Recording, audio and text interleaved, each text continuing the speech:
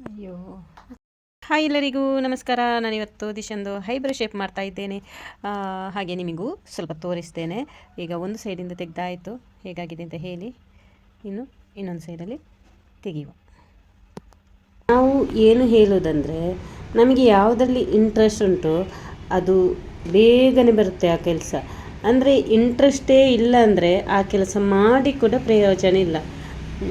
ಹಾಗೆ ನನಗೂ ಹಾಗೆ, ನಾನು ಮೊದಲೆಲ್ಲ ಐಬ್ರೋ ಶೇಪೆಲ್ಲ ಮಾಡ್ತಿದ್ದೆ ಇಲ್ಲಿ ಶಾಪಲ್ಲೆಲ್ಲ, ಕೆಲವರು ನನ್ನ ಫ್ರೆಂಡ್ಸ್ನವರಿಗೆಲ್ಲ, ಮತ್ತು ಮನೆಗೆ ಕೂಡ ಕೆಲವರು ಬರ್ತಾಯಿದ್ರು. ಹಾಗೆ ಮತ್ತು ಮದುವೆಗೆ ಎಂಥ ಮದುಮಗಳಿಗೆ ಸಾರಿ ಉಡಿಸೋದು, ಜಡೆ ಹಾಕೋದು, ಹೂ ಮುಡಿಸೋದು, ಮುಖಕ್ಕೆ ಮೇಕಪ್ ಮಾಡೋದು ಅದೆಲ್ಲ ಮಾಡ್ತಾಯಿದ್ದೆ.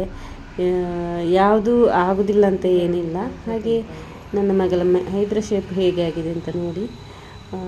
ಚೆಂದಾಗಿದೆ ಅಲ್ಲ. ಇವಳಿಗೆ ನಾನೇ ಮಾಡೋದು ಯಾವಾಗಲೂ.